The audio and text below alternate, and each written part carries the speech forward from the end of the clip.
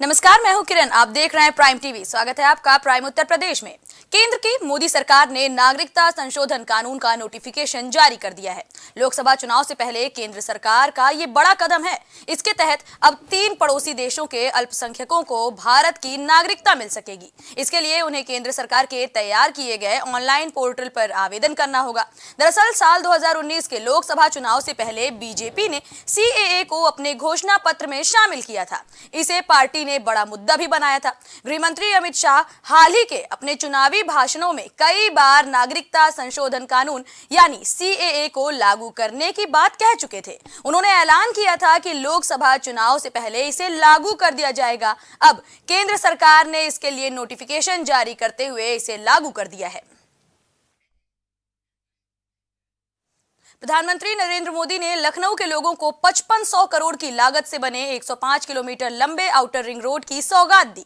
रक्षा मंत्री राजनाथ सिंह और सीएम योगी की मौजूदगी में पीएम ने इसका वर्चुअली उद्घाटन किया। इस दौरान राजनाथ सिंह ने कहा कि 105 किलोमीटर लंबे आउटर रिंग रोड से लखनऊ के लोगों को काफी ज्यादा फायदे मिलेंगे। शहर के बाहर से ही 1 लाख से ज्यादा वाहन निकल जाएंगे। लखनऊ के लोगों को जाम से निजात मिलेगी। लखनऊ में विकास का जो मॉडल आज हम सबको देखने को मिल रहा है, वास्तव में सरदेव अटल जी की जो सपना था, जो संकल्पना थी, उसे अक्षरशः जमीनी धरातल पर उतारने का कार्य माननीय रक्षा मंत्री जी ने किया है। चाहे वह शहीद पथ कब बना था, जब सड़क परिवहन मंत्री भारत सरकार में थे, और आज किसान पथ एक नई सौगात लखनऊ वासियों को मिल रहा है। लखनऊ की जाम की समस्या का पूरा समाधान होने जा रहा है। लखनऊ वासियों, इसके लिए मैं आप सबको हृदय से बधाई देता हूं। इसके साथ ही लखनऊ विकास प्राधिकरण लखनऊ के अंदर एक ग्रीन कॉरिडोर बना रहा है, जो गोमती नदी के तट को लेते हुए और शहीद पथ को इसके साथ जोड़ेगा। लखनऊ सिटी की जाम की समस्या का समाधान इसके माध्यम से होगा। इसके फर्स्ट फेज का कार्य आज पूरा होने जा रहा है। जो माननीय रक्षा मंत्री जी, जो यहाँ के लोकप्रिय सांसद हैं, उनके कर कमलों से इसका भी लोकार्पण होने जा रहा है। यहाँ पे डीआरडीओ की मदद से रक्षा मंत्रालय ने जो लखनऊ में ब्रह्मोस मिसाइल का सेंटर बनाया है, उसका जो डेवलपमेंट और रिसर्च का सेंटर है, उसका आज यहाँ पे उद्घाटन का कार्यक्रम भी माननीय रक्षा मंत्री जी के द्वारा होने जा रहा है। ये हमारे युवाओं को नए स्टार्टअप स्थापित करने और इस फील्ड में कार्य करने के लिए एक नया अवसर प्रदान करेगा। हमारी टेक्निकल इंस्टीट्यूशन को उसके साथ जोड़ने का एक अवसर प्रदान करेगा। गाजीपुर के मर्दा थाना क्षेत्र के प्रसिद्ध महाहर धाम मंदिर के पास यात्रियों से भरी बस में अचानक आग लग गई। बताया जा रहा है कि हाईटेंशन तार गिर जाने से चलती हुई बस में आग लगी, जिसमें 5 लोगों की मौत हो गई, जबकि 10 लोग बुरी तरह झुलस गए हैं। जानकारी के मुताबिक मऊ के खरगिया गांव से करीब 30 से 35 लोग प्राइवेट बस से शादी समारोह में जा रहे थे और ये हादसा हो गया। वहीं सीएम योगी ने भी हादसे का संज्ञान लेते हुए मृतकों के परिवार के लिए 5-5 लाख रुपए की आर्थिक मदद की घोषणा की है। माननीय मुख्यमंत्री जी के संज्ञान में जैसे विषय आया है, वैसे तुरंत मुख्यमंत्री जी ने हमें आदेशित किया यहाँ आने के लिए। हम लोग मौके पर आए हैं। जिस तरह की सूचना आप बता रहे हैं वही सही है। हम लोग यहाँ मेडिकल कॉलेज गाजीपुर में भी हैं, और जैसी आवश्यकता पड़ेगी, जो हमारे घायल हैं, अगर यहाँ उनका इलाज संभव है तो यहाँ कराया जाएगा। आवश्यकता पड़ेगी बनारस ले जाने का तो बनारस लेकर जाएंगे, जरूरत पड़ेगी पीजीआई लेकर जाने का तो पीजीआई लेकर जाएंगे। किसी प्रकार की कोई कमी, कोई कोताही बरतने का कोई सवाल नहीं है। जो घायल हैं उनको बचाना हमारी प्राथमिकता है, और उसी दिशा में पूरा जिला प्रशासन भी, हम सब लोग उसी दिशा में काम करेंगे। देखिए, एक बारातियों से भरी बस मऊ जनपद से महाहर धाम जा रही थी शादी कार्यक्रम में भाग लेने के लिए। सभी लोग जो थे, ये ग्राम खिरिया, थाना रानीपुर, मऊ के थे, तहसील मोहम्मदाबाद गोहना, जनपद मऊ के थे। और बस में 35 लोग बताए जा रहे हैं, 30-35 लोग बताए जा रहे हैं। और बस जिस रास्ते से जा रही थी वहाँ पर हाई टेंशन लाइन थी, और संभवतः वो नीचे झुकी हुई थी, जिससे कि बस में टक्कर हो गई बस से, और बस में आग लग गई। और मौके पर 5 लोग मृत हो गए, और 5 लोग सीरियसली घायल हैं, जिन्हें जिला अस्पताल भेजा गया है। और 5 लोगों को माइनर इंजरीज आई हैं, वो अभी सीएचसी पे उनका इलाज चल रहा है। और मौके पे सभी शव यहाँ से मौचरी भेज दिए गए हैं। लोगों को समझा दिया गया है। और इसमें जो तार जो कि नीचे लटका हुआ था उसकी बात निकल के आई है, तो मैंने रिपोर्ट भेज दी है बिजली विभाग में भी, और वहाँ से जितने भी मृतक हैं उनको मृतक के परिजनों को 5-5 लाख की धनराशि मिलेगी, और जो घायल हैं उनको भी सहायता धनराशि बिजली विभाग से मिलेगी। और जिन लोगों की भी इसमें लापरवाही होगी उन पे भी कार्रवाई की जाएगी।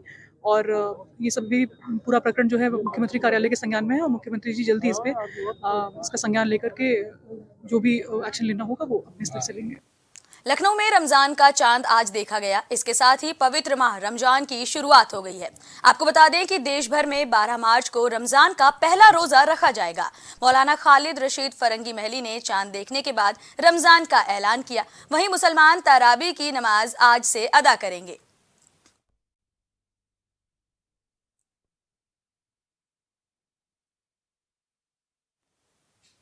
इंडिया गठबंधन पर सपा विधायक का बयान सामने आया है। गठबंधन से अलायंस मजबूत है, ऐसा कहते हुए रविदास मेहरोत्रा नजर आए हैं।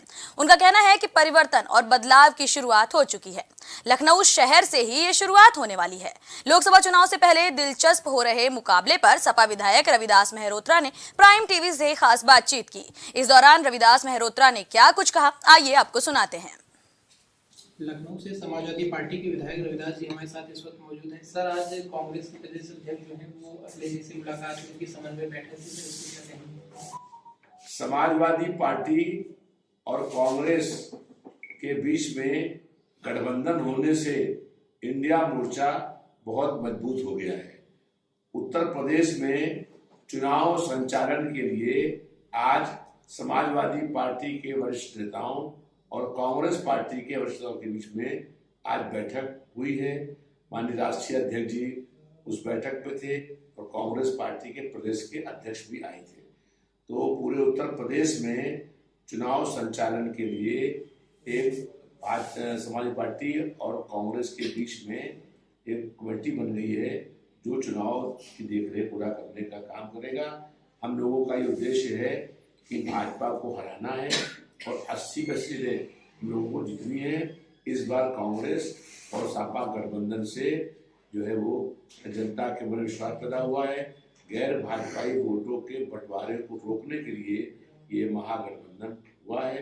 2024 में इंडिया की सरकार बन रही है। जनता का मन बन गया है कि परिवर्तन और बदलाव हो। परिवर्तन और बदलाव के इस लहर की शुरुआत जो है लखनऊ शहर से होगी। हम लोग यहाँ भारतीय जनता पार्टी को बड़े अंतर से चुनाव हराने का काम करेंगे। तो आप सुन रहे थे सपा विधायक रविदास मेहरोत्रा जी को, जिन्होंने कहा कि 2024 के चुनाव में भाजपा सत्ता से बाहर हो जाएगी। Abhinav Singh, prime TV, Lucknow. CAA notification जारी होने के बाद सपा प्रमुख अखिलेश यादव ने सरकार पर निशाना साधा है। जब देश के नागरिक रोजी रोटी के लिए बाहर जाने पर मजबूर हैं, तो दूसरों के लिए नागरिकता कानून लाने से क्या होगा, ऐसा कहते हुए सपा प्रमुख ने ट्वीट किया है। उनका कहना है कि जनता अब भटकावे की राजनीति का भाजपाई खेल समझ चुकी है।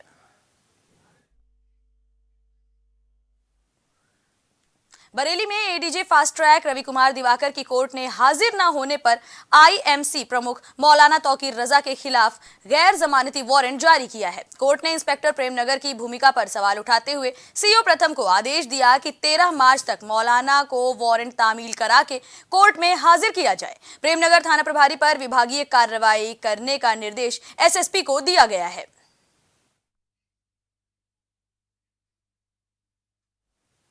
श्रावस्ती के थाना इकौना के मोहिनीपुर में भगवानपुर बनकट में आपसी कहासुनी के बाद दो परिवारों में जमकर मारपीट होने का मामला सामने आया है।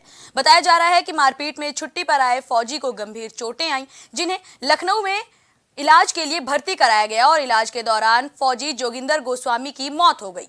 बताया जा रहा है कि फौजी इलाहाबाद में तैनात थे। वहीं पुलिस ने इस मामले में कार्रवाई करते हुए 3 लोगों को गिरफ्तार किया है। वहीं एक आरोपी अभी भी फरार बताया जा रहा है।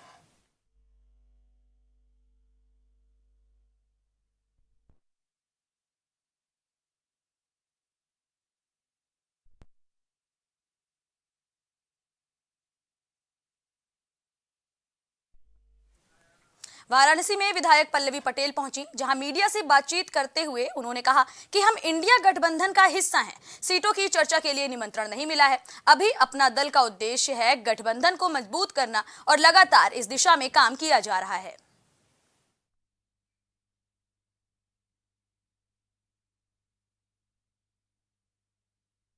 हम इंडिया अलायंस का हिस्सा हैं और कांग्रेस ने जिस प्रकार से इंडिया अलायंस को बनाया है, अभी सीटों की चर्चा के लिए हमें निमंत्रण नहीं मिला है। भारत जोड़ो यात्रा जो थी उसके समापन में हमको कांग्रेस की तरफ से निमंत्रण मिला है, लेकिन अभी सीट बंटवारे के मुद्दे पर अभी हमें निमंत्रण नहीं मिला है।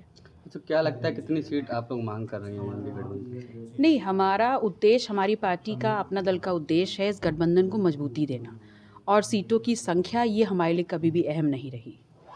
अच्छा, आपके भी चुनाव लड़ने की चर्चा है लोकसभा के लिए, तो कहाँ से आप ताल ठोकेंगे? चर्चा ऐसी है कि आप मिर्ज़ापुर से भी ताल ठोक सकती हैं। अपना दल पार्टी की जो भी सीटें आएंगी उसमें नेतृत्व डिसाइड करेगा, पार्टी डिसाइड करेगी कि कौन सा कार्यकर्ता किस लोकसभा क्षेत्र की सीट पर प्रत्याशी होगा।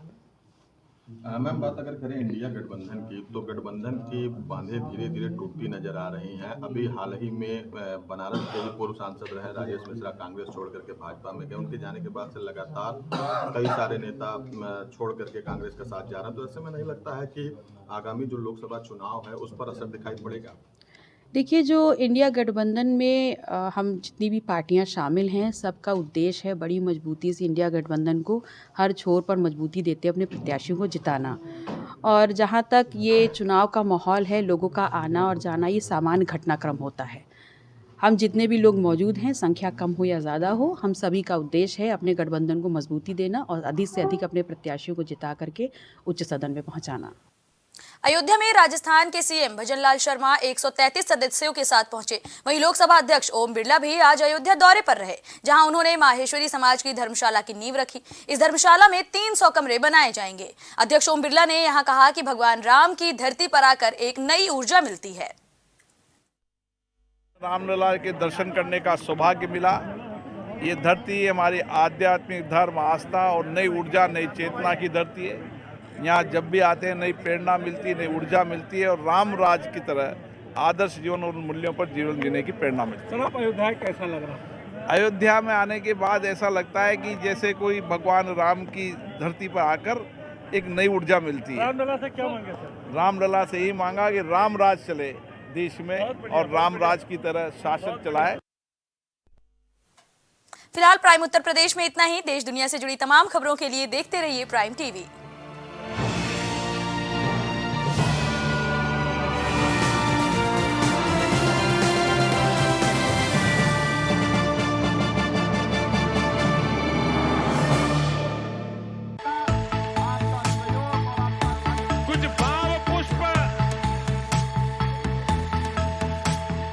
आप देख रहे हैं प्राइम टीवी, सच साहस सरोकार। प्रधानमंत्री श्री नरेंद्र मोदी का संकल्प है कि देश का हर नागरिक पोषित, सशक्त और समर्थ बने। जब पूरा विश्व इस सदी की सबसे बड़ी महामारी कोविड-19 से जूझ रहा था, उस दौरान प्रधानमंत्री श्री नरेंद्र मोदी जी के नेतृत्व में भारत सरकार ने प्रधानमंत्री गरीब कल्याण अन्न योजना का संचालन कर देश के गरीबों की खाद्य सुरक्षा सुनिश्चित की।